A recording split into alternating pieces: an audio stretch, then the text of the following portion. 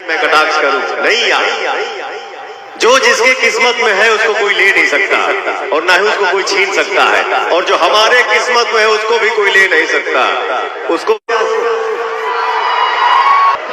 एक चीज पवन जी, एक चीज इधर आइए, मैं आज बता दूं इस मंच से, जितने भोजपुरी में भोजपुरी को बीच में थोड़ा सा बदनाम कर दिया गया था, आप जैसे लोग हैं जिन्होंने भोजपुरी को अपने कंधे पर संभाला। मैं एक संदेश देना चाहता हूं इस ऐतिहासिक मंच से कि भोजपुरी को सुंदर नाम दो, भोजपुरी को सुंदर नाम दो, अब एक नया आयाम दो। अरे कोई श्रोता हलक से जबान खींच लेगा, अब जबान को लगाम दो। क्या बात है, एक बार ताली बजा दीजिए आप लोग।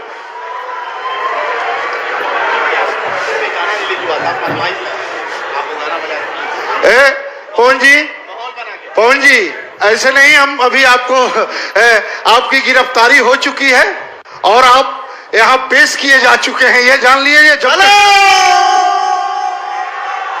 भाई रे, हमारे जितने भाई यहाँ पे बैठे हैं, खड़े हैं, अगर मैं सही बात बोलने जा रहा हूं तो दिल से हाथ उठा के एक जोरदार ताली बजाइएगा।